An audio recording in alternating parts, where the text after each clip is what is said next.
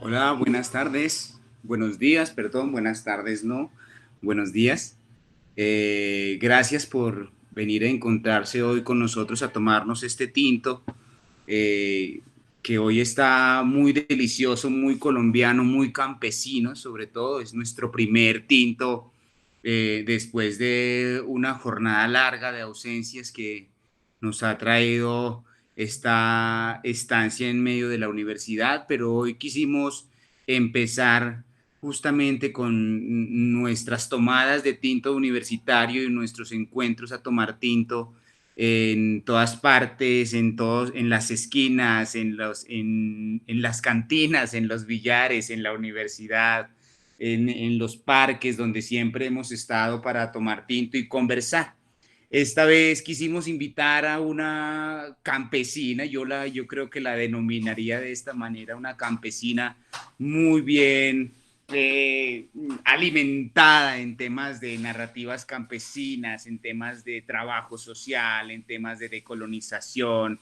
Digamos que además que ha venido participando como una mujer que se ha dado a la tarea también de repensar el asunto de las feminidades y de luchar en cierta medida como por toda esta visión de la mujer campesina, de la cultura campesina y de todo, ¿no? Quisimos invitar hoy a Karen Kulma. Ella es trabajadora social, además de la Corporación Universitaria Minuto de Dios, y es miembro activa del Laboratorio de Pensamientos, Naturaleza y Cultura, y que además hoy también nos va a contar, me imagino, una grata noticia que le acaba de dar, que le acaban de dar, y que bueno, entonces con Karen quisimos tomarnos este tinto hoy, quisimos conversar.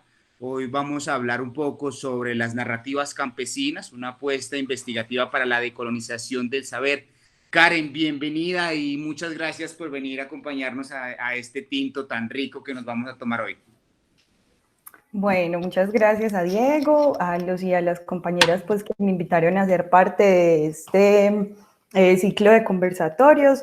El día de hoy pues espero como que todos y todas estemos participando de este encuentro. La idea pues en estos tiempos donde la comunicación es tan sincrónica es que pues los que se vayan conectando igual también se vayan sumando y también vayan participando del encuentro. La idea no es estar de acuerdo, la idea es solamente compartir nuestros pensamientos y deliberar en opiniones, ¿cierto? Entonces, en ese orden de ideas, espero que sea una conversación muy enriquecedora para todos y para todas.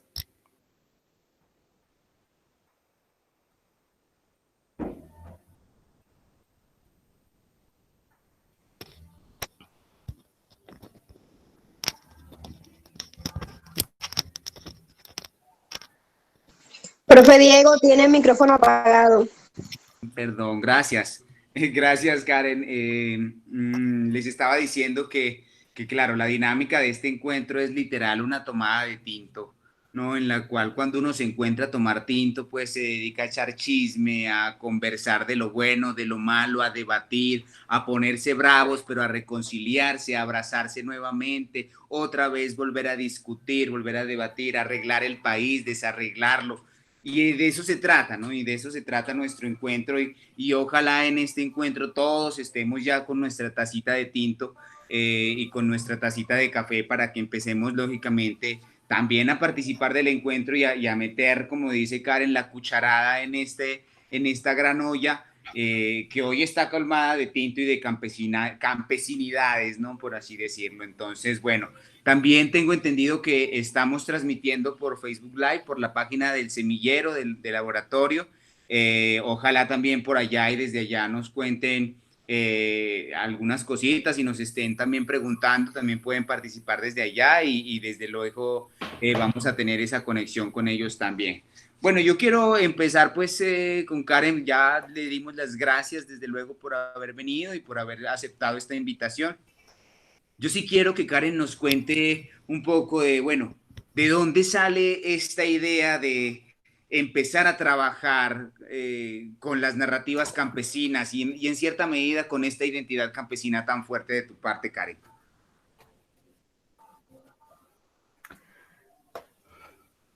Ah, Bueno, hace el trabajo pues investigativo sobre las narrativas campesinas, es un trabajo que ya lleva aproximadamente 2 años, ¿cierto? Desde que se presentó pues en la universidad para optar por el título de trabajadora social, pero además fue una investigación que lleva de inquietud como 3 años, ¿cierto? Hace 3 años aproximadamente empezamos como a investigar sobre semillas criollas, sobre semillas nativas, sobre quiénes habitan las ruralidades y necesariamente son los campesinos o las campesinas quienes habitan esas ruralidades, si el ser campesino, las comunidades campesinas se nombran así solamente por su arraigo a la tierra o hay otras especificaciones intrínsecas ahí también. Entonces, bueno, como sobre todo ese camino que estuvimos andando, pues en un principio como con lo que era la casa de semillas y ahora con lo que es Espora, pues estuve muy como de la mano con 2 grandes amigos que valoro y quiero mucho y que pues también como que profundizaron en mis inquietudes sobre las vidas campesinas, sobre la tenencia de las semillas y que despertaron un poco mis curiosidades, ¿cierto? Danilo Gómez y Mauricio Gallego, a quien profundamente les agradezco que me hayan acompañado pues en las salidas de campo y en alguna de las en algunos encuentros para aplicar las técnicas pues, que se desarrollaron con esta investigación, ¿cierto? Para empezar el conversatorio, a mí me gustaría que todos nos cuestionáramos en estos momentos y pudiéramos participar haciendo una lluvia de ideas sobre nosotros qué creemos que es el campesinado, ¿cierto? Entonces, si quieren, podemos interactuar por el chat de Meet o si quieren, vamos prendiendo los micrófonos y vamos hablando. Claro. ¿Qué es para ustedes ser campesino? ¿O quiénes son los campesinos o campesinas para ustedes?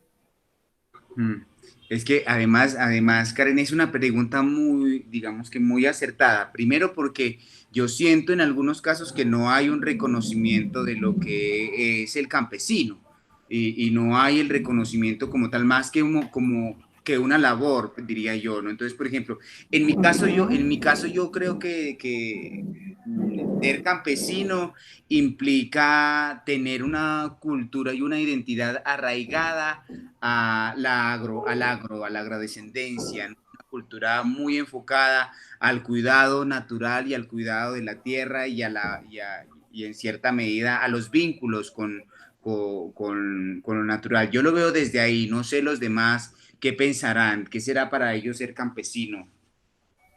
¿Quién nos quiere dar la opinión? Yo quisiera dar un aporte. Anderson. Buenos días. Buenos días.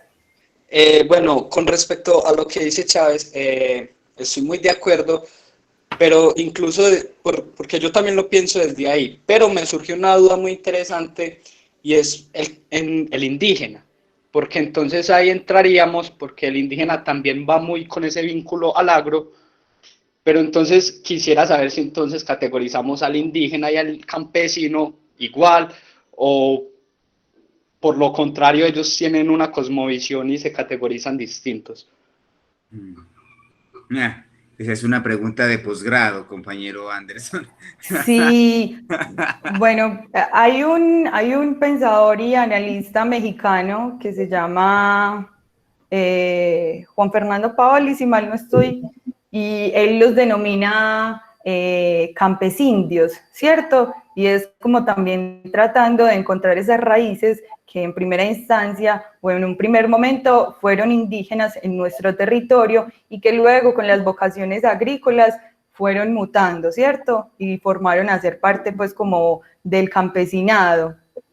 Entonces, bueno, me parece importante como reconocer eso para poder nombrarlo, pero también me parece importante hacer una cuña frente al concepto de campesinado y es que estos días el DANE estuvo haciendo una encuesta sobre calidad de vida, ¿cierto? Pues a las insistencias también de los campesinos de ser incluidos en las estadísticas pues de Colombia. Entonces, ellos decían como, bueno, ¿cómo formamos ese concepto de sujeto político sobre el campesinado. Entonces, lo que hicieron fue acercarnos más hacia ese concepto bajo 3 premisas, porque, bueno, ellos decían como que uno pudo haber sido campesino, pero ahora está viviendo en la ciudad, pero finalmente lleva su sello campesino. Entonces lo manejaron de 3 formas. La primera es quienes se consideraban campesinos, ¿cierto? La segunda es quienes fueron campesinos, pero ahora no lo son. Y la tercera es si el lugar donde vive o la comunidad donde vive se reconoce como con prácticas de campesinado, ¿cierto? Entonces, bueno, esos fueron como 3 fuertes para poder intentar dar un acercamiento más como al concepto de campesinado, y ellos inclusive pues tuvieron como 3 preguntas que se hicieron pues como principalmente. Una era como sobre el territorio donde vivían estas personas, ¿cierto? La otra dimensión, pues esa dimensión entonces era la territorial. Otra de las dimensiones era la cultural y la de las condiciones de vida. Otra de las dimensiones era la dimensión productiva, ¿cierto? Porque igual son comunidades que hacen aportes a través de la agricultura, ¿cierto? Y otra es la dimensión asociativa. Entonces, bajo esas 4 dimensiones, intentaron caracterizar el polémico concepto, ¿cierto? Que ni siquiera es polémico solamente para Colombia, sino que es un concepto también que ha tenido polémicas internacionales, ha tenido discusiones muy serias internacionalmente con las Organizaciones Unidas y con otras entidades, pues, como que tienen inferencia con el tema. Entonces, ahí como de pronto para tratar de crear como un panorama un poco general. Por acá también Laura dice, a mí me cuestiona mucho, por ejemplo, cómo algunos creen que ser campesino es un disfraz. Dice, y Miguel Ángel Zavala dice, campesino es quien tiene o tiene un conocimiento heredado referente al agro, el trabajo duro y el respeto por la naturaleza. Esto nos cuenta Miguel Ángel. Por ahí alguien más también quiere dar la opinión. Y levantó la mano.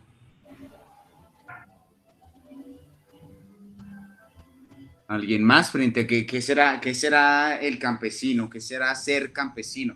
Porque además, Karen, el asunto de ser campesino también requiere, como vos lo mencionabas, un asunto de memoria colectiva. ¿O será posible ser campesino de manera individual? No, pues, o por lo menos, cierto, lo que conozco y en lo que he leído, pues, la literatura en la que me ha acercado, nombran al campesino bajo esa dimensión de asociatividad, ¿cierto? Porque es como muy característico de él, es algo como de esas particularidades que te hacen nombrar características. Bueno, frente a lo que les hablaba ahorita, ¿cierto? Que es el abordaje sobre el campesinado, hay también otra cuña que quisiera hacer y es con respecto por qué la necesidad, ¿cierto?, de los campesinos ser incluidos como en las estadísticas nacionales. Y eso es como por la posibilidad que le da de que se analice su situación de manera multidimensional, ¿cierto? Digamos, por ejemplo, que este estudio lo hicieron caracterizando pues como de 3 formas los lugares, ¿cierto? Como cabeceras municipales, centros poblados, que son caseríos pues como con más de 10 casas, y zonas rurales dispersas, ¿cierto? Entonces, por ejemplo, dentro de las estadísticas que vemos de la calidad de vida, si nos ponemos a hacer comparaciones, entonces hay como diferencias muy fuertes. Primero, porque los campesinos en nuestro país están asentados más que todo en las zonas rurales dispersas, ¿cierto? Esa es un condicionante.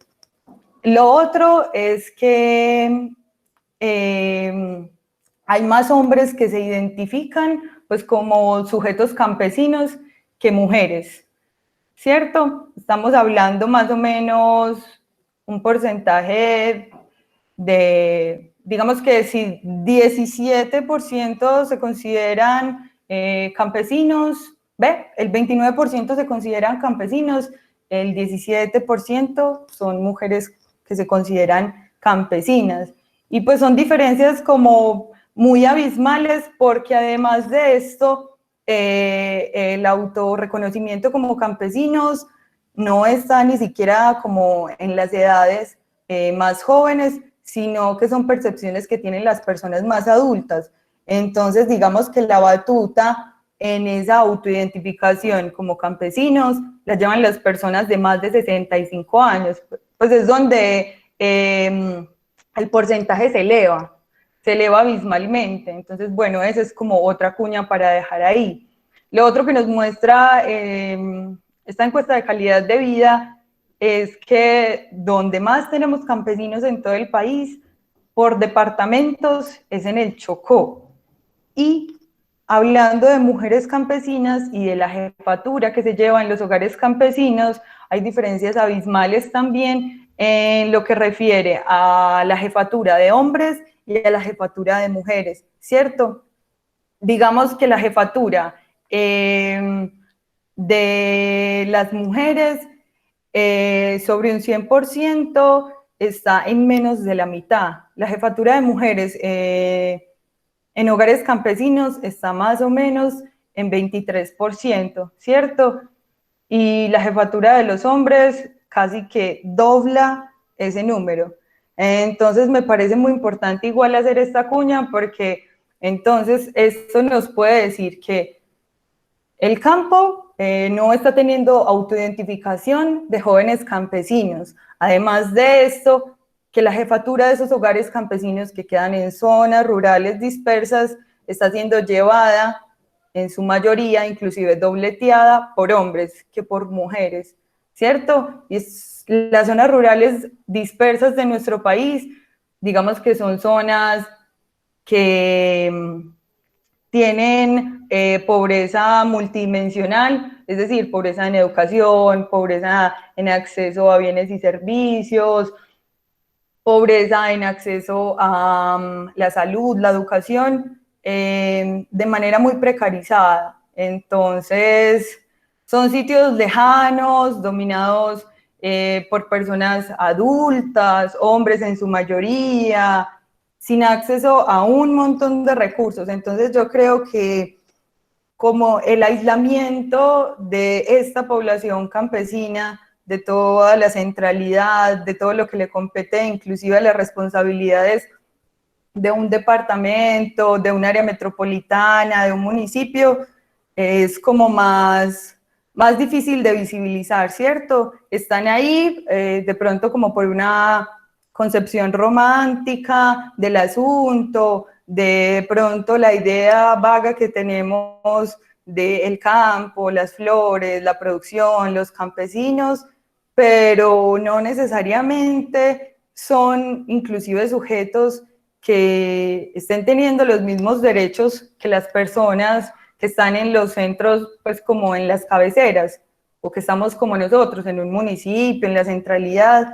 Entonces yo creo que lo que me llamó principalmente la atención como para empezar a adentrarme como en todo este mundo fue como eso.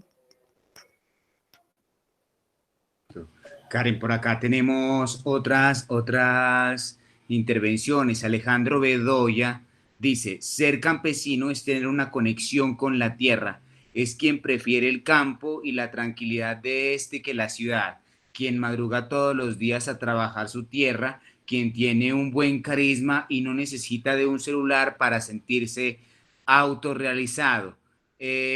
Y por acá tenemos voy a leer la intervención de Mariana Pareja para después terminar con una pregunta que nos hace John Mario, que también es interesante, que ya la mencionaste de hecho, pero que vale la pena de pronto que conversemos al respecto. Mariana Pareja dice, ser campesino es sembrar semillas de paz, tejer una memoria con la tierra y sanar las heridas de la humanidad con el trabajo de sus manos.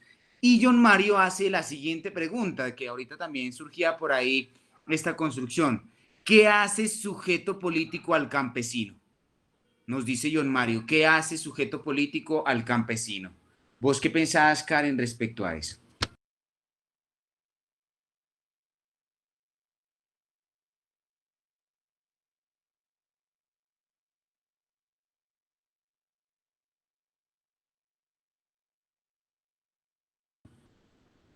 Karen se fue.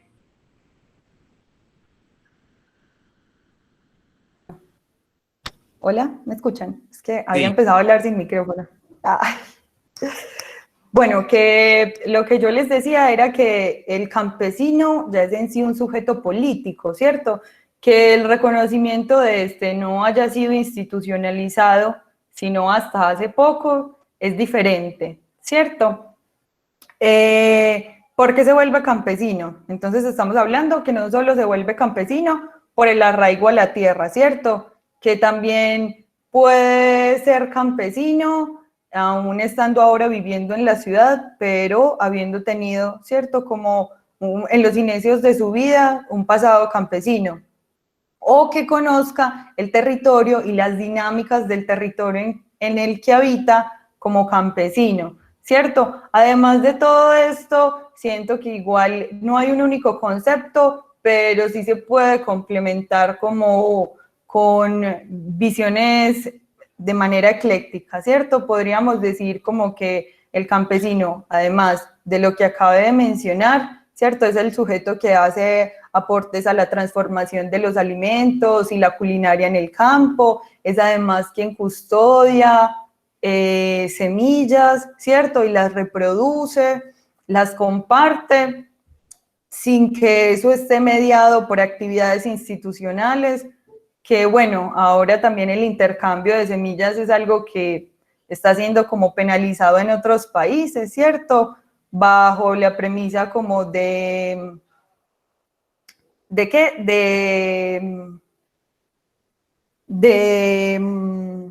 Ay, me tildé. Bajo la premisa de que pues esas semillas no les han pertenecido a ellos y que si una casa de semillas o un banco de semillas las conoce y la certifica, entonces puede ser el dueño, ¿cierto?, de la propiedad intelectual de esas semillas. Entonces, siguiendo pues como con la idea de qué es lo que forma ese ser campesino, entonces, bueno, lo forma también la relación con el entorno y la naturaleza, los aportes que no son nada pasivos con el medio ambiente, ¿cierto? En algunos casos no son de manera tan armónica como se proponen o se plantean, pero la mayoría de veces sí ha sido gracias pues como a los territorios que ocupan y que cultivan, que no hemos llegado desde las ciudades hasta el campo, ¿cierto? Eso ha sido, por así decirlo, como una barrera.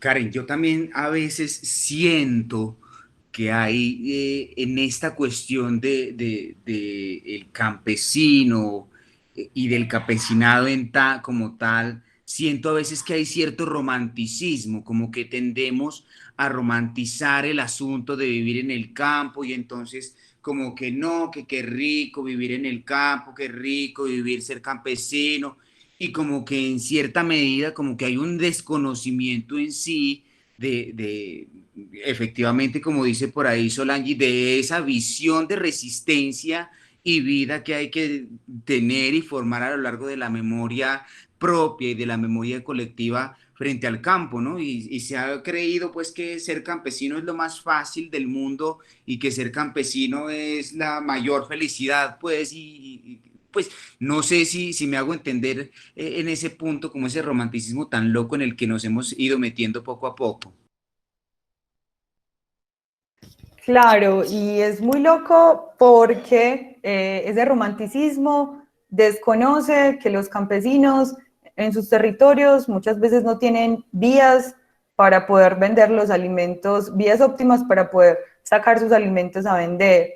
No tienen redes de asociatividad, ¿cierto?, que les permita disminuir costos para poder vender, ¿cierto?, a mercados locales, a mercados departamentales, a mercados nacionales. Desconocen también que en la Constitución solamente, pues como por la violencia sistemática que hubo también en los años 60, solamente reconocen a las comunidades afro y a las comunidades indígenas como víctimas de la violencia en nuestro país, pero los campesinos no formaron parte tampoco de esos sujetos que fueron violentados. Entonces me parece importante también que se pueda reconocer eso y además que tengamos en cuenta que se me acabó de ir lo que estaba pensando por leer los comentarios del lado, pero bueno, yo me voy acordando y yo les voy contando. Bueno, vamos a ver entonces, Karen, a ver qué nos dice. Laura nos dice Laura Janet Rojas, dice, importante pensarse cómo para algunas personas su ideal de vida es comprar una tierrita e irse a trabajarla como una manera de culminar sus días productivos, y siento yo que emerge otro tipo de campesino desde esa visión. Interesante, claro, también me imagino que podría pensarse desde ahí, o que Karen, incluso creo que dentro de los ejemplos que mencionabas, como que están ya recogidos como ese reconocimiento del campesinado, creo que también aparece esta posición, ¿cierto? Como que el que quiere tener su tierrita para irse a vivir al campo, aunque no sepa nada del campo, que no sabe prender un fogón de leña, pues, pero que se quiere ir a terminar sus días allá. Ah, bueno, lo otro que estaba por terminar ahorita era que pues dentro de ese romanticismo también desconoce como la negativa que han tenido los campesinos para desarrollar no solo su vocación agrícola, sino para que su cultura campesina no desaparezca, ¿cierto? Que es desconocida, digamos, en planes de desarrollo, es desconocida en planes nacionales, en políticas públicas muchas veces se reconoce, pero en la ejecución quedan como muy cortos esos planteamientos. Y lo otro que decía, que preguntaba, o el aporte que hacía Laura Janet, me parece que también va muy direccionado a lo que llaman ahora los neocampesinos, ¿cierto? Que son personas que simplemente habitan la ruralidad, ¿cierto? Vivir en el campo y vivir en la ruralidad, o ser campesinos y habitar la ruralidad, ¿cierto? Son como cosas diferentes, entonces no son nuevos campesinos, ¿cierto? Porque pues, esa no es su cultura, son personas que habitan la ruralidad, ¿cierto? Y a esto también hay que ponerle mucho cuidado porque digamos que muchos campesinos se han visto tentados también al ver que la productividad de sus terrenos no está dando frutos a parcelar sus territorios, ¿cierto? Entonces, cuando se parcelan los territorios, los campesinos, ¿qué hacen? Pues muchas veces se quedan en la casa que tienen o se van de la casa para la ciudad, ¿cierto? Entonces, ¿qué está pasando? Las personas de la ciudad nos estamos yendo para el campo y los campesinos están vendiendo sus territorios donde desarrollan prácticas y todas sus cosmovisiones asociadas a lo que es ser campesino o campesina, y todo eso se está viendo desplazado solamente como por la comodidad, ¿cierto? Por lo que estamos hablando ahorita, como por el romanticismo del campo, por el paisajismo, por las comodidades de tranquilidad, de ruido, olores, clima, y bueno, es algo muy atractivo realmente, pero de fondo hay demasiadas situaciones implícitas con eso. Yo quería preguntarle a Arles. Arles dijo que quería hacer un aporte, no sé si lo quiera escribir o quiera hablar. Hola Karen, buenos días. Hola Arles, buenos días. Pues buenos días para ti, para todos, para todas. Pues agradecerte por el espacio de conversación, a ti y a los organizadores, a la temática que propones y a la pregunta también que nos motiva o nos va generando la conversación o el diálogo. Pues la temática que propones va relacionada con el tema de la descolonización del saber en torno a esas narrativas campesinas. Y también la pregunta nos orienta en torno a la concepción o comprensión del ser campesino, del campesinado. Entonces ahí como ligando un poquito las dos, pues entender que hay un legado colonial en esa concepción del campesinado que lo orienta más que todo solamente por el tema de la productividad o de la vocación agrícola, desconociendo ese relacionamiento que se tiene con la tierra, con el territorio, con la naturaleza misma, más allá de una mera lógica productiva.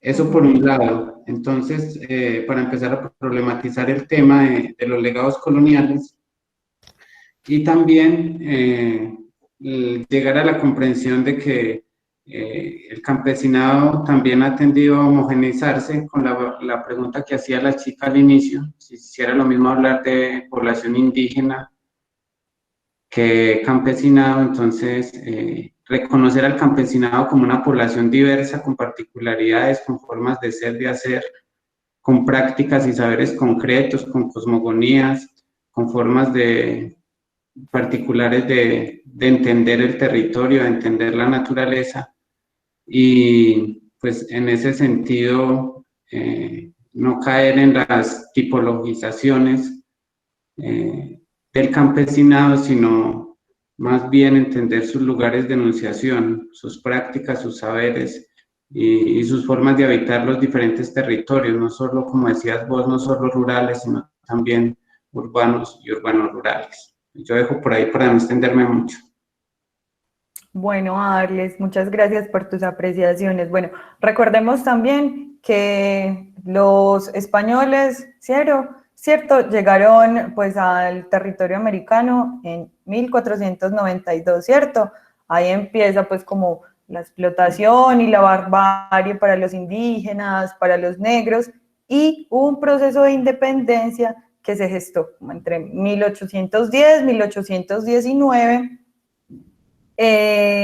donde igual no se dio como tal el proceso de independencia, pues se dio simbólicamente, pero nosotros seguimos dependiendo, ¿cierto? Mucho. Seguimos dependiendo mucho de influencias externas, especialmente estadounidenses, ¿cierto? Entonces, la apuesta también de la descolonización del pensamiento a través de las narrativas campesinas, lo que propone es que se le dé voz a las personas también que han sido parte de la historia, pero que no han tenido el protagonismo suficiente para contarla como es. Entonces, en este caso, pues la herramienta que utilizamos, o la técnica más bien, fue la técnica del fanzine, ¿cierto? Que el fanzine no necesariamente lo hacen quienes tienen experticia con medios audiovisuales o visuales, sino personas que son fanáticas de algo, ¿cierto? El fanzine está compuesto como de dos palabras que son fan y magazine. Entonces, es como una publicación que se hace de fan para fans. Ay, denme un momento, por favor, que se me va a descargar el celular. No hay problema, Karen. Y bueno, ahí hay algunos aportes también que es interesante ir recogiendo, ¿no? Por ejemplo, la profe Eliana Andrea Jiménez nos hace este aporte también que está muy al lugar a lo que nos venía contando Karen, y es que habitar el campo no me da lugar de campesino. Considero, dice ella, que campesino es un modo de vida propios con unas circunstancias particulares que han debido afrontar para sus propios medios de vida. Una exclusión histórica de los campesinos desde el enfoque diferencial. Claro, ¿no? Y Karen lo venía mencionando. Karen, ¿me avisas cuando vuelvas, porfa, por ahí? O si ya llegaste para seguir acá. Por acá tenemos algunas otras preguntas. Miguel Ángel Zavala, de pronto para que vamos preguntándonos también y ayudemos a reportar, a responder, perdón, en esta tinteada, dice Miguel Ángel Zavala, ¿cómo se da el retorno de los citadinos al campo y al campesinado? ¿Conoces ejercicios de congruencia política y social de individuos que se piensan alternativas de vida desde los proyectos campesinos. Listo. Karen, ¿volviste? Micrófono. Sí, hola. Bueno, entonces como les estaba contando, pues parte como de también tratar de descolonizar ese pensamiento es hacer un formato pequeño que todos pudiéramos tener, que tuviera además esas narrativas que esta población campesina me compartió durante la investigación y donde no quité ni siquiera la forma de acentuar, de poner la palabra, de inventarse otras, que conozco a veces personas que son como un poco quisquillosas, ¿cierto? Con la manera en que nombramos las cosas, ¿cierto? Muy también, por decirlo así, pegadas de la Real Academia, ¿cierto? Eso también muestra un grado, ¿cierto?, de colonización de ese pensamiento, donde está bien dicho esto, está mal dicho aquello. Entonces el fanzine es como una técnica y una estrategia muy flexible que nos deja abiertas muchas puertas donde no tenemos que reprimir nuestras ideas ni intentar acomodarlas a algo, porque es una estrategia pues como independiente que además no nos pone trabas ni peros para poder expresarnos. Entonces esto fue como un armatodo de collage, de imágenes, del maíz cucaracho, del cual aprendí mucho por estos días, que es ese maíz morado que ven en las imágenes, y de los textos que aparecen pues ahí en las narrativas. No sé si los logran leer, pero me parecen muy bonitos porque además dan cuenta de la forma en que esas personas se ubican dentro de su territorio y las lecturas que hacen de ese territorio, ¿cierto? Entonces, de la relación tan estrecha que tienen, hay muchas observaciones que salen diariamente, ¿cierto? Que si uno va un día de campo, quizás no las pueda observar, pero encontrarse con estas narrativas, ¿cierto?, que descolonizan el pensamiento, me parece muy significativo también, como lo decía ahorita, para que recobren protagonismo los protagonistas también de esta historia, ¿cierto? Yo finalmente vengo desde la academia, investigando por algunos asuntos, esquematizando algo de pensamiento, pero el conocimiento de base de todo estaba allí, entonces quería que estuvieran ahí sus voces, sus formas de hablar, de decir, de cambiar las palabras. Me parece como un ejercicio muy interesante, además muy bonito. Y claro, y hay una cosa ahí frente a lo que nos comentas y frente a este proceso que ya es parte como de tu acción investigativa, como vos lo nombras, como de tu acción académica, y es que juntas finalmente ese acervo de la descolonización. Muchos hemos creído que descolonizarse es pues dejar de, mejor dicho, de hablar español casi que por completo, por así decirlo, pero en cierta medida no es eso, ¿no? Incluso es casi que tomar esas herramientas y esos instrumentos pues que ya están dentro de nuestro sistema. Por ejemplo, el fanzine no es algo muy propio, pero que se puede aprovechar desde el reconocimiento que dan los campesinos, por ejemplo, no sé, los que han recorrido veredas y todo, los fanzines se pegan literal en las tiendas de la vereda y están ahí que te muestran el dibujito que muchos lo llamamos cartelera, de hecho, pero para el campesinado y para los campesinos, esa es la forma de comunicarse, ¿no? Entonces, mañana junta de acción comunal y aparece ahí o aparece el día en que se va a realizar las cosas. Y entonces esto que empiezas a hacer es muy interesante porque aprovechas todo el poder digamos que del campesinado, de la imagen y de las frases y de lo que, y de las narrativas como tal, y aprovechas también un sistema de comunicación que muy pocos la reconocen como propia, pero que como podemos ver vos, pues lo logras, ¿no? Ahora, Karen, hay una cosa que quisiera preguntarte y es, dentro de tu proceso académico ya como investigación, digamos que cuál fue la misión principal de tu investigación con la población campesina, ¿no? Y hacia dónde le quisiste apuntar con tu proyecto investigativo. Bueno, el proyecto investigativo fue algo muy loco, ¿cierto? Porque cuando empecé a escribir me di cuenta que habían demasiados asuntos que me parecían como muy personales, ¿cierto? Entonces, volviendo, lo que es personal es político, entonces, inclusive cuando estábamos Diego fue mi asesor pues como de trabajo de grado y entonces yo a veces le faltaba mucho a los encuentros o le decía a Diego, tengo muchos inconvenientes internos porque entonces el trabajo de grado debía escribirse en tercera persona y yo quería que estuviesen partes, que estuvieran escritas en primera persona o en segunda persona, pues no quería que el diálogo fuera como de manera tan impersonal, ¿cierto? Como de manera tan extractiva de esos conocimientos, sino que quería también dar una postura un poco sentida sobre lo que yo quería dentro del trabajo investigativo, ¿cierto? A lo que yo le quise apuntar fue a la reivindicación también de esas vidas campesinas, a poder mostrar esa belleza asociada como a las semillas, ¿cierto? A los custodios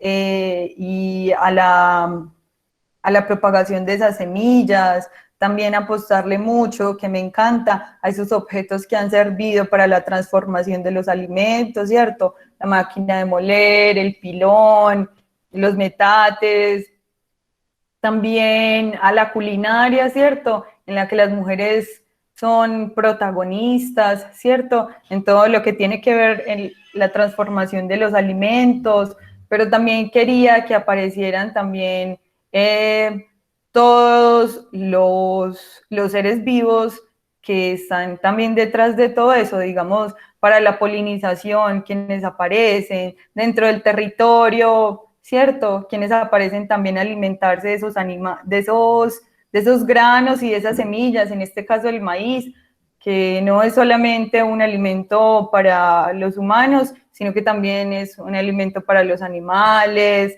que eso también entonces se traduce en transformación de carne, de leche, de huevos, y de muchas otras cosas. Entonces yo creo que el principal interés pues fue como mostrar el caso de una familia que sembraba un maíz rojo, que tenía muchas particularidades, pero que además, siendo campesinos, esa identidad empezó a mutar cuando la semilla que tenían, que habían compartido de generación en generación con su familia, tíos, tías, hermanos, había desaparecido. Entonces, claro, desaparece la semilla del maíz y desaparecen los conocimientos asociados a esa semilla.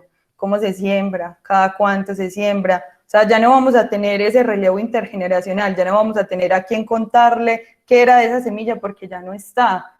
Entonces, la inquietud principal era como, bueno, saber que hay tantas semillas que hay en nuestro país, que es uno de los países más biodiversos de todo el mundo, que se están perdiendo y como qué estamos haciendo para rescatarlas, inclusive ni siquiera para rescatarlas, para visibilizarlas, que está un paso antes del rescate, ¿cierto?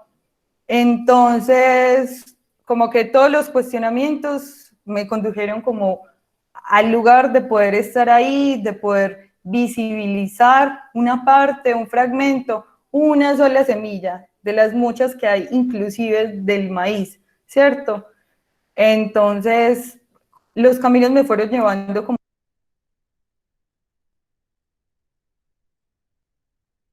Karen, apagaste el micrófono, préndelo nuevamente. Ay, lo siento, listo. Yo creo que con eso intenté como redondear parte de la idea. Ah, bueno, listo, perfecto. Bien, voy a seguirte comentando por acá algunas cositas que nos siguen hablando por el chat. De pronto, como estás por ahí, no los ves en el celular, pero vamos a ver qué nos siguen preguntando. Es que yo siento, Karen, también que cuando hablamos de campesinos, como que como que toda la gente se siente y se toca y le gusta preguntar al respecto. Me parece hasta extraño que haya tantas intervenciones de la gente que esté queriendo como comentar, porque me parece muy rico. Pero bueno, por ejemplo, nos dice Andrés Muñoz, nos dice un comentario en el Facebook Live, dice, hay diferencia entre habitar el campo y reconocerse como agrodescendiente, ¿van de la mano? ¿Cómo? ¿No? Esa es una pregunta. Hay una cosa con la agrodescendencia y es que, no sé, Karen, vos qué pensás, yo siento que todos somos agrodescendientes. Yo siempre digo como a Claro que sí. como a manera de ejemplo, yo siempre digo, en mi familia yo soy la segunda generación, perdón, que usa zapato de suela. Desde pues la anterior a mí y ya la de mis abuelos, por así decirlo, no usaban zapato de suela, sino alpargata o a veces literal, pues como incluso nos nombran en mi pueblo a pata limpia, eh, porque justamente la relación con el campesino va mucho como a ese tema de tocar la tierra, ¿no? Entonces, y a muchos nos ha tocado así, ese tema de la agrodescendencia, yo siento que todos lo somos por ahí, no sé vos qué pensás, Karen, al respecto. Ujú. No, yo también pues asiento como en la respuesta que vos das y también concuerdo en que todos somos agrodescendientes. ¿Tenemos algún familiar o que fue indígena o que es campesino, cierto? Por ejemplo, en mi caso, mi mamá tiene raíces indígenas y mi papá campesinas. Yo soy como una mestiza.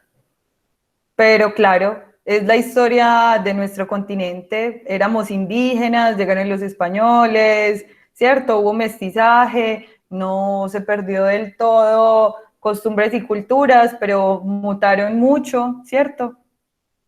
Y ahora pues tenemos como una parte muy pequeña que es necesaria igual rescatar, como otras que hacen parte de la cultura, que uno dice, uy, no porque sean culturas son rescatables, esto hay que abolirlo.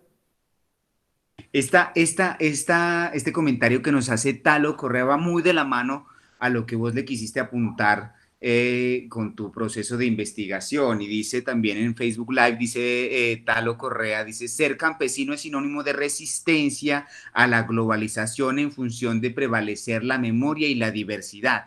Y lo digo pues porque tal y como nos contabas ahorita, como que te diste cuenta de que una semilla, de todo lo que implica la desaparición de una semilla frente a un discurso tan grande de globalización, ¿no? Y de eso nos dábamos cuenta, Karen, no sé si nos quieres contar un poquito como de toda esa resistencia a la que vos le encontraste y a la que vos le apuntaste como, y a toda esa crítica, ¿no? Que terminás haciendo alrededor de esa pérdida de la diversidad.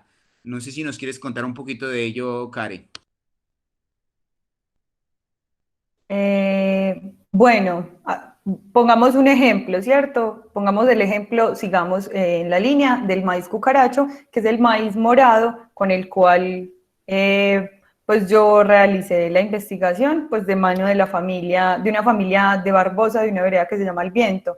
Entonces digamos, se desaparece el maíz cucaracho. ¿Qué se lleva el maíz cucaracho a su paso cuando se desaparece? Algo tan insignificante como una semilla pequeña, ¿cierto? Todo el Karen, poder Karen, que puede pero, traer. Karen, pero contanos por qué se desaparece. Es que es Listo. importantísimo. ¿Por qué se desaparece esa semilla? Bueno, listo. Hablemos del caso específico del maíz cucaracho. Hay situaciones pues como muy paralelas y muy comunes en todo este trasegar pues como de las semillas, de los custodios, pero para el caso del maíz cucaracho, entonces la familia Arias, una familia campesina de la vereda del Viento, que no era la única que sembraba esta semilla. Había, digamos que toda la vereda sembraba esta semilla. Es una vereda muy, muy grande que limita con otros municipios como Concepción, eh, con Concepción en la parte alta. Entonces, digamos, empezó, bueno, en el mundo de la globalización, ¿cierto? De los latifundios y de los minifundios, llega un terrateniente a comprar un terreno a gente campesina que tiene necesidades en el campo, ¿cierto? Se le vende. El señor cada vez empieza a obtener fracciones más amplias de ese territorio, ¿cierto? Y empieza a generar un agronegocio de monocultivo, ¿cierto? Un monocultivo de aguacate Hans. Digamos que dentro de las cosmovisiones de los campesinos, la siembra de sus alimentos no se propone a manera de monocultivo, sino a manera de asociatividad, ¿cierto? Ellos proponen la milpa, donde se siembra entonces el maíz con el frijol enredado, y porque le proporciona nitrógeno al suelo, y con la uyama regándose por el piso para generar coberturas vegetales. Bueno, entonces, ¿qué sucede? ¿Cierto? Estamos con esos dos tipos de pensamientos, los que proponen la asociatividad y la diversidad de alimentos, y los que proponen el monocultivo, ¿cierto? Como agronegocio, el terrateniente y los campesinos. Entonces, el terrateniente empieza a necesitar mano de obra, claro, para que le mantengan sus cultivos de aguacate Hass, a lo que contrata campesinos. Los campesinos, uy, claro, trabajo, empiezan a trabajar sin garantías mínimas, solamente por un pago de jornal, ¿cierto? Pero entonces, como tienen que estar trabajando, empiezan a descuidar el terreno que siembran, ¿cierto? Entonces, ya la milpa y el custodio de semillas y las huertas que ellos tenían en sus casas, o los cultivos de asociatividad, desaparecen. Desaparecen porque no hay tiempo. El tiempo que tenía para dedicar, ya lo está dedicando al cultivo de aguacate Hass del terrateniente. Entonces, como empiezan a desaparecer esas siembras de asociatividad, se empieza a desaparecer la semilla, ¿cierto? Desaparece la semilla, entonces se vuelve obsoleto el pilón, ¿cierto? Muchas veces nosotros vamos a muchas fincas y encontramos el pilón, pero no necesariamente porque los utilicen para labores de transformación en los hogares, transformación de alimentos, sino porque son utilizados ornamentalmente, pues como que les ponen una materita o los utilizan para poner el reblujo en la entrada. Entonces van perdiendo el protagonismo por el que inicialmente fueron creados. Entonces se empieza a volver obsoleto el pilón, la máquina de moler ya no la están utilizando, entonces ya no cultivan el maíz, sino que bajan hasta el pueblo a comprar el maíz en bolsa, ¿cierto? Ya no se pila la mazamorra, sino que se puede pitar directamente porque llega, ¿cierto? Llega de manera más cómoda. Entonces, digamos que todos estos pequeños cambios van aseverando como cambios un poco más significativos dentro de las identidades. Entonces, las identidades campesinas empiezan a mutar, empiezan a ser otras, sus costumbres empiezan a ser otras, ¿cierto? Entonces, digamos que no solo se perjudican ellos, sino que se perjudica el entorno. Sigamos con la semilla del maíz. Entonces, ellos ya no obtienen la semilla de la tierra, sino que tienen que pagar para obtener, ¿cierto? Otra semilla, no de la misma calidad. Entonces, los conocimientos que, como les mencionaba ahorita, que ellos tenían alrededor, pues todo lo que tenga que ver con agricultura, reconocimiento de insectos patógenos, reconocimiento de las lluvias, de las fases de la luna, de los momentos en que se debe sembrar, cómo se debe sembrar, qué se le debe aplicar, cada cuánto se le debe aplicar, todo eso empieza a desaparecer. ¿Qué también empieza a desaparecer? Digamos que cuando estuvimos pues haciendo la investigación, yo muy curiosamente muchas veces me quedaba al lado de las plantas de maíz, que por ese entonces también tenía unas en la casa, y miraba que, por ejemplo, el maíz es una planta que le sirve de hospedaje a muchos insectos, que no necesariamente son dañinos para la planta. Entonces, estos insectos hospederos se ven desplazados. Digamos que había en ese entonces, cuando hicimos la investigación, una sola señora que seguía sembrando el maíz, pero ella me decía, no, mija, yo ya no voy a seguir sembrando eso y ya no puedo seguirlo sembrando, pero como yo soy la única que cultivo ese maíz, entonces todos los pájaros vienen y se los comen acá. Claro, como antes toda la comunidad sembraba esa semilla, pues los pájaros se alimentaban de una que otra mazorca, que no era significativa la pérdida, pero ahora como es una sola persona la que siembra, entonces todos los animales que han habitado ahí antes de que esas personas llegaran a ese territorio, pues obvio se están alimentando también de lo que ofrece, pero como es una sola persona la que está ofertando alimentación, entonces los pájaros son vistos como plagas. Pues claro, no, se me está comiendo todo, la plaga, pero pues las aves no son plagas, sino que se manifiesta de esa manera, es por la pérdida también de la semilla, ¿cierto?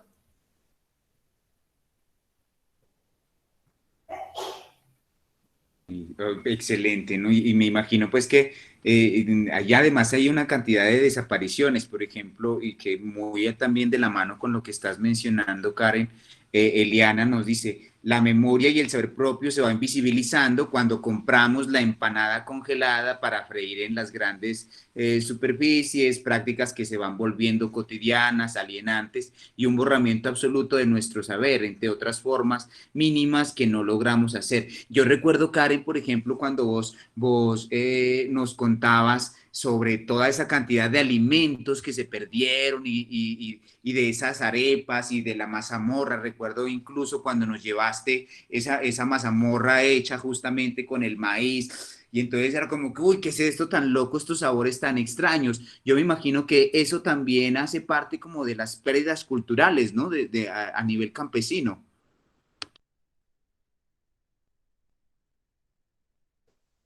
Total, además porque los sabores están ligados también mucho a una memoria, entonces existe lo que es la memoria olfativa, la memoria degustativa, y todo eso también se va perdiendo. Cuando, por ejemplo, hicimos este ejercicio, yo decía, uy, jue madre, es que de esa semilla de maíz que sigue pareciendo tan insignificante, que da tantas pérdidas de, pues no solo identitarias para los humanos, sino también de hábitat para insectos y para animales.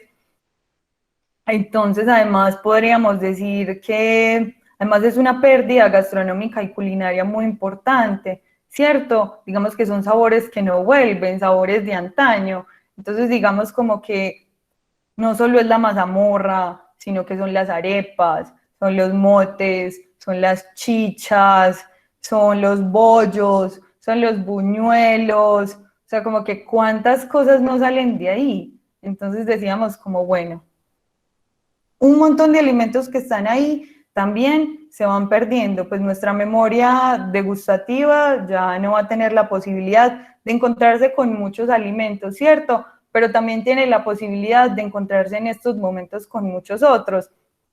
Y pues es otra de las apuestas pues como que tengo como personalmente y que bueno, que me llevaron también a un camino mucho más amplio que llevo hace como 7 años. Yo soy vegetariana y una de las opciones que me llevaron también a tomar esa decisión es ver la diversidad, como les contaba ahorita, de semillas, de granos, de frutos que tenemos y que nuestra alimentación está basada en muy pocos alimentos, que casi siempre comemos de la misma manera, ¿cierto? La yuca o frita o cocinada, la papa en el sancocho o fritica con el arroz, ¿cierto? Todo siempre consumido de la misma manera, los mismos alimentos, las mismas variedades. Hay muchos que nos quedamos casados con el frijol cargamanto, ¿cierto? ¿Cuántos frijoles no hay? Porque en materia pues, de semillas, los frijoles también pues, son muy representativos en materia de diversidad, pero entonces es lo que está pasando, como que los consumidores, pero además la industria también se muestra como racista y resistente frente a querer, pues como querer perpetuar como la vida de muchas de estas semillas, ¿cierto? Entonces el mercado solamente en estos momentos nos ofrece 3 variedades, 4 variedades de frijol, ¿cierto? Unas inclusive mucho más institucionalizadas que otras, nos ofrecen 4 variedades de maíz, ¿cuántos maíces no existen que se están perdiendo inclusive porque los campesinos los dejan de sembrar porque no son comercialmente rentables? Esos no son los que compra el mercado. Entonces, siento que la responsabilidad también con la alimentación es una responsabilidad que tiene un hilo muy largo para conectarnos con los campesinos y las campesinas, ¿cierto? Y que sea un ejercicio juicioso también habla mucho como de la ética y de la postura política con la que nos paramos frente a la vida, ¿cierto? A decir como que, bueno, yo hoy me voy a comer una sopita de guandul. ¿Quién conoce el guandul? ¿Quién come frijol guandul? Esos por allá, pues son alimentos como desconocidos y como por esa línea muchísimos más. Entonces, la apuesta desde la alimentación me parece una apuesta como de responsabilidad política también. Listo. Sigamos leyendo, Karen, por acá. Es que hay muchos comentarios. Qué bacano, qué bueno, chicos y compañeros que estén comentando tanto, ¿no? Me gusta, eso es genial porque eso enriquece finalmente la conversa.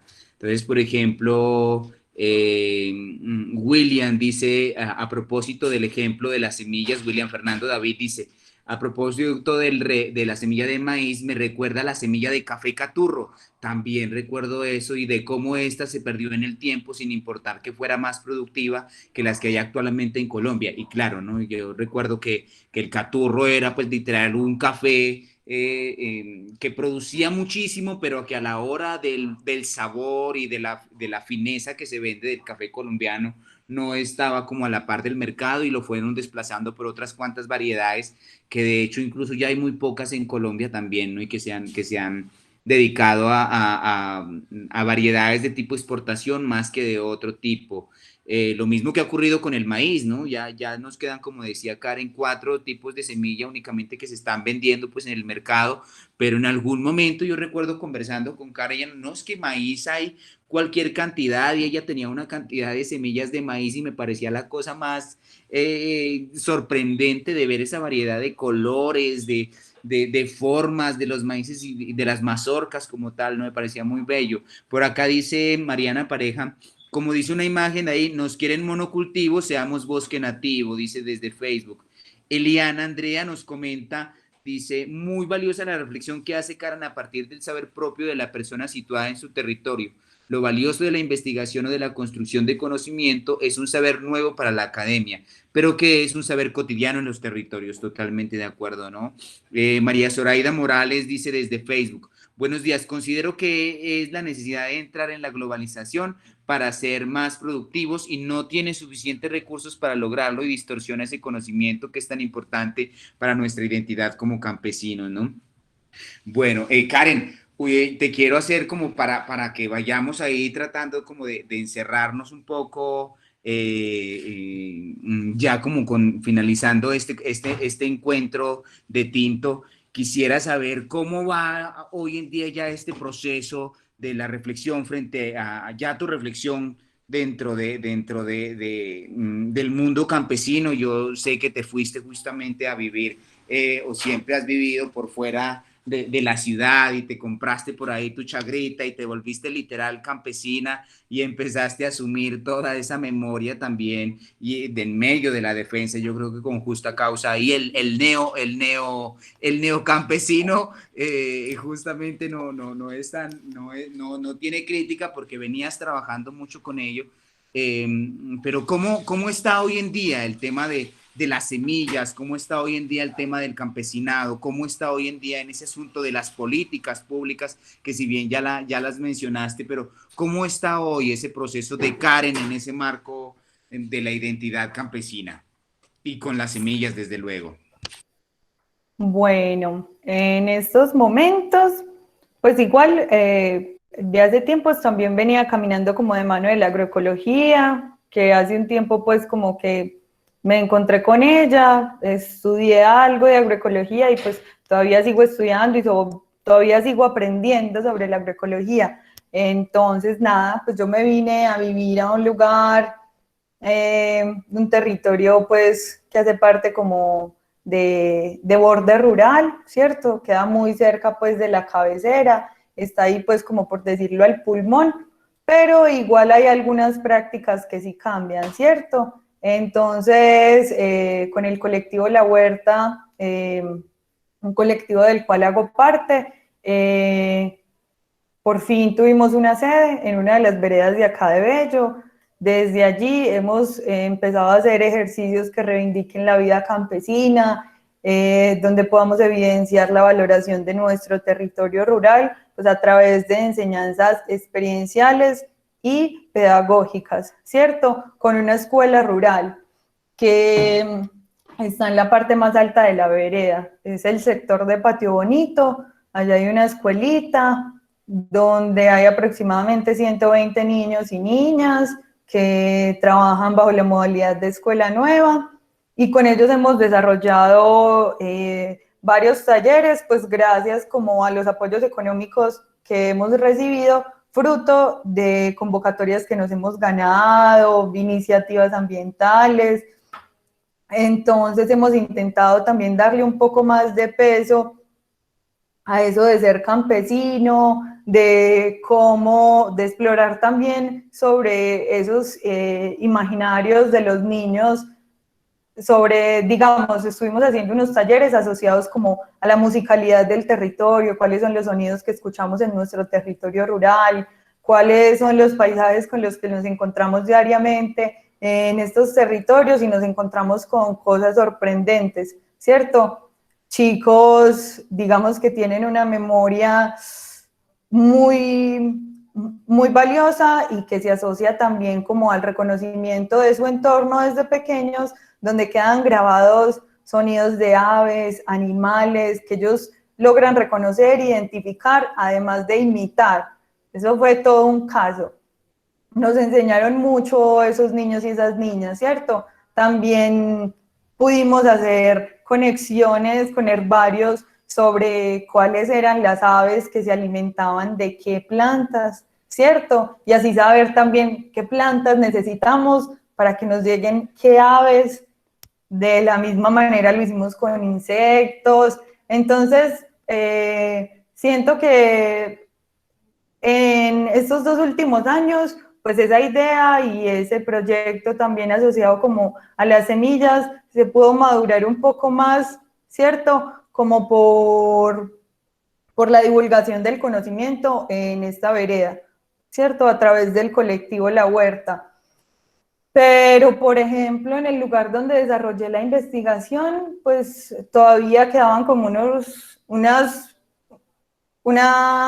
algunas semillas, pero que ya luego volví y uy, fue muy desolador para mí porque ya casi no había gente viviendo en ese territorio, se había expandido más el monocultivo, ya definitivamente habían desaparecido las semillas, ¿cierto? Y con eso todo lo que les acabo de decir. Entonces, pues por ese lado, como un poco de tristeza, pero también hay algo como de alegría y algo que me reconforta, pues, y es saber que igual pudimos desarrollar un proceso como eh, de, de compartir, de conocimientos y de divulgación, pues en el territorio que estoy habitando, que igual también habito la ruralidad, ¿cierto? Con todas las críticas que uno también le hace a eso, pero que siento que mi paso también fue responsable y contribuyó también.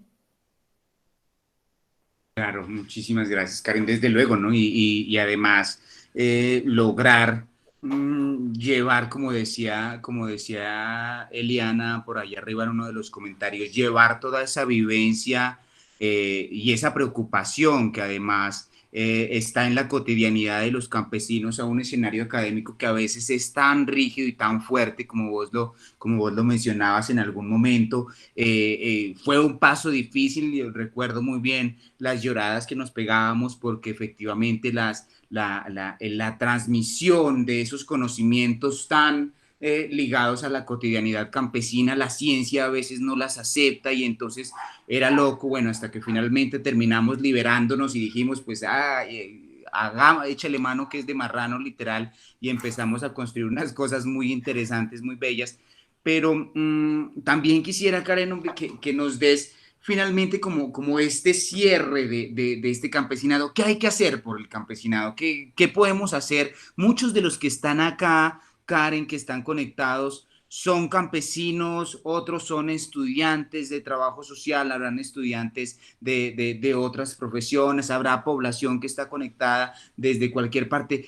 ¿Cómo lograr aportar a esa reivindicación del sujeto político campesino, Karen, desde tu forma y desde tu parecer? Para estos jóvenes, desde... Bueno, em, la idea que yo pueda compartir, cierto, es también como una percepción muy personal y es, por ejemplo, que nosotros tenemos una deuda que es innegablemente histórica con los campesinos, cierto, porque han sido seres que han estado aislados en la montaña, que nos han dado los alimentos para sobrevivir, pero que además han sido maltratados por la industria, por la asociatividad, por las empresas, por los tratados de libre comercio, por la falta de políticas públicas.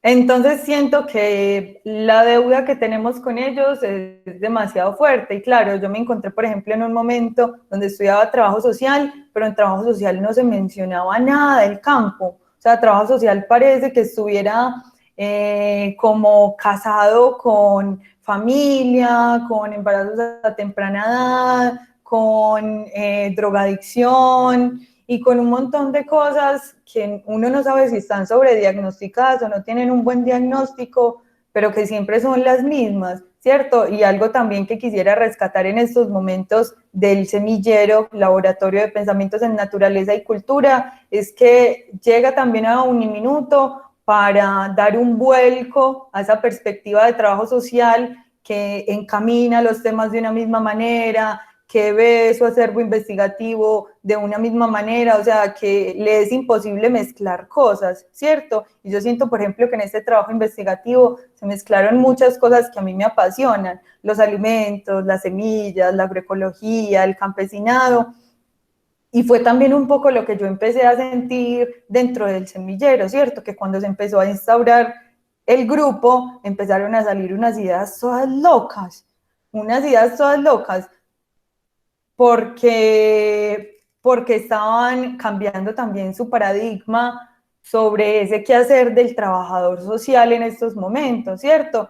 Entonces, primero, los trabajadores sociales tenemos una deuda histórica con el campesinado por no haberlo volteado a ver antes, ¿cierto?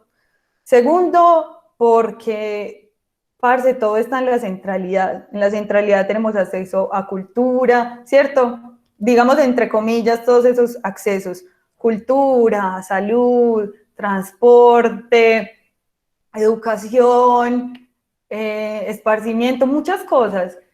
Pero digamos, por ejemplo, que para las zonas rurales o las zonas más alejadas, todo esto queda mucho más fragmentado y difícil.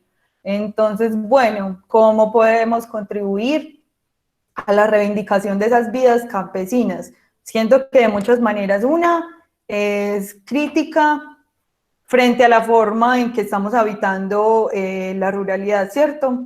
Una es replantearnos como, bueno, ¿de qué forma yo habito esta ruralidad? ¿Cómo la estoy habitando? Segundo, hacer un ejercicio también de cuestionamiento sobre la alimentación. Digamos, yo qué estoy comiendo en el desayuno, en el almuerzo, en la comida. Eso sirve mucho también para uno replantearse que el agua no viene de la llave, ¿cierto? Sino que el agua viene de una montaña, de una cascada. Entonces ese mismo ejercicio que se introyecte como con la alimentación, el desayuno, listo. ¿De dónde viene este huevito que me comí? ¿De dónde viene este pan? ¿Quién cultivó este arrocito? ¿Quién me está dando eso? ¿Y cuáles son los mercados alternos que están apoyando a los campesinos, ¿cierto? Es muy importante pensarnos en eso, así a veces sea tan difícil, ¿cierto? Pero siento que son muestras significativas de cambios donde uno puede abrir como su umbral de conocimiento frente a lo que es campesino. Yo creo que con el cuestionamiento de la alimentación movilizado a la acción hay mucho, ¿cierto?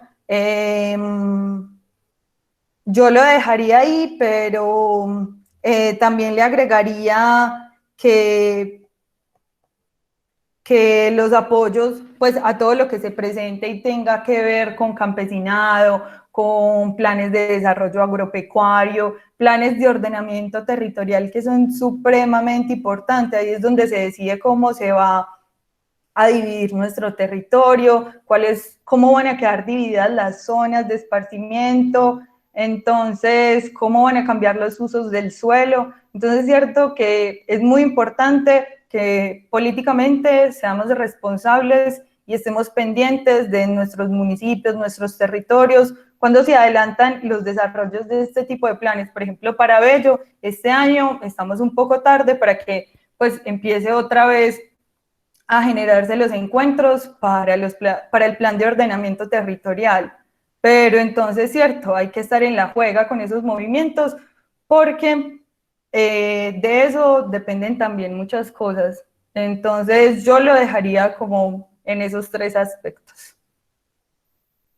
Karen, muchas gracias. Bueno, y aquí también, digamos que te quería hacer esa propuesta, incluso yo ahorita te decía, ojalá nos des la noticia que me dabas hace tempranas horas, y es porque finalmente también cuando uno empieza a construir un proceso de investigación sentido, que le nace, que lo disgusta, que le gusta, que lo afronta, lo asume, lo transforma, lo cambia. Yo siempre he creído que la investigación y que la academia no es un dolor, sino que por el contrario es un disfrute. Y cuando eso logra calar, suceden unas cosas muy interesantes porque hay un reconocimiento muy teso a nivel de esos beneficios que vienen de afuera, ¿no? Entonces, yo voy a contar la primera cosa y ya vos nos contarás esa segunda noticia que me parece muy tesa y que hace parte finalmente de tu proceso y de ese reconocimiento de sentir la investigación y de meterle como toda la ficha ya, ¿no? La primera es que el proceso de investigación que hizo Karen con la universidad, como su trabajo de investigación de grado como trabajadora social, pues fue el trabajo de grado meritorio para su época, el año en que se graduó, fue totalmente meritorio, guerreado, eso sí, porque, mejor dicho, una cantidad de cosas ahí que nos tocó hacer para que nos den como ese mérito, no porque por la calidad, sino porque administrativamente suceden unas cosas muy extrañas que a veces limitan, pero que finalmente logran entender. Y ya la otra noticia como proceso, y por eso te digo que me parece importante porque quisiera incluso que decirle a todos estos estudiantes que están conectados sobre que si le metemos la ficha hay muchas cosas por alcanzar y por lograr cuando eso se quiere, cuando se desea, cuando se degusta, cuando se sufre, se llora, se ríe a la par de la academia. Y creo que vos sos un ejemplo de eso. Entonces, contanos, Karen, esa noticia aquí delante de todos para terminar este tinto así bien bueno. Micrófono, micrófono, micrófono. Bueno, estoy muy feliz porque antes de que me conectara pues al encuentro, me llegó un correo. Hace como 2 semanas la Claxo abrió pues como una convocatoria para subsidiar 10 becas para especializaciones a jóvenes colombianos, ¿cierto? Como debido a la arremetida de la violencia por la que estamos pasando en estos momentos los jóvenes. Entonces la Claxo abrió esa convocatoria, yo me presenté y ahorita me llegó el correo de que había sido una de las beneficiadas de la beca para la especialización. Entonces estoy muy feliz, hoy ha sido un gran día por esa gran noticia. Excelente, excelente, genial. ¿No? Genial, genial. Eso me parece muy interesante por eso, ¿sí? Porque finalmente lo que se va luchando con mucha constancia y con mucha disciplina, aunque a veces también con mucha indisciplina, Se logra también y se logra construir de una bella manera. Karen, no está por demás decirte que muchísimas gracias por haber venido a tintear con nosotros, por haber venido a contarnos un poco sobre estas experiencias tuyas y sobre esos pensamientos tan interesantes que han ido construyendo tu vida y que han ido construyendo también el aporte hacia una mejor forma de relacionarnos con el otro, con la naturaleza también y de construirnos. Muchísimas gracias por venir y por venir a tomarte este tinto con nosotros. Gracias a ustedes por invitarme y también por ser cómplices en toda esta aventura. Claro, bueno, y listo. Dándole las gracias a Karen. Para ir cerrando, quiero invitarles para nuestra próxima tinteada. Nuestra próxima tinteada va muy encaminada también. Esta es otra tinteada sumamente interesante como esta y va a estar de la mano de Carolina González. Carolina González hizo también un tema muy nuevo para el trabajo social, así como el que no nuevo para el trabajo social, aunque sí a veces invisibilizado, como este que acabamos de ver, este proceso que acabamos de ver. Y Carolina González va a presentarse el miércoles 23 con nosotros, va a venir a tomar tinto con nosotros el miércoles 23 a las 7 de la noche. Es un tinto nocturno, es un tinto para trasnochar, porque ustedes saben que cuando uno toma tinto de noche, trasnocha toda la noche, y ella nos va a venir a conversar sobre semillas libres. Descolonicen nuestro alimento. Ese es el título que ella quiere darle a este saber que también se ha construido y que viene tejiendo desde hace mucho rato también y que hace parte desde luego también de estas investigaciones que nosotros queremos como proponer como tema de conversación en nuestras tinteadas. Y bueno, los esperamos y las esperamos el próximo miércoles 23 de septiembre a las 7 de la noche por este mismo link para que de una vez lo copien y lo guarden por ahí y nos encontramos también en Facebook. A Karen, muchísimas gracias por haber venido, muchas gracias por presentarte con esta, además eras nuestro conejillo de indias literal, porque esto era una aventura, arriesgarnos a tomar tinto virtual, pero mira que la conversa salió muy interesante. Y bueno, ¿no? Y esperamos vernos lógicamente más adelante ya como especialista de la Claxo y como especializada por allá, que no te nos vayas a ir de nuestro semillero y que también nos sigas viniendo a aportar a esta construcción de conocimientos colectivos que siempre le hemos apuntado, ¿no? Bueno, micrófono, no te nos vas a ir. Bueno, muchas gracias, no siendo más. Bueno, y a todos los Ahí vamos. demás, muchísimas Nos gracias vemos por el venir. 23 Nos para vemos, hablar con Carolina. claro que sí, el 23 a las 7 de la noche para hablar con Carolina González. Semillas libres, descolonicen nuestro alimento, traigan mucho tinto para tomar porque justamente vamos a seguir tinteando rico y sabroso. Ahora va a ser también con tostadas y todo el cuento este tinto. Muy bueno, un abrazo, cuídense mucho. Nos estamos viendo. Chao. Que estén muy bien, gracias por venir y por irse también. Un abrazo, chao.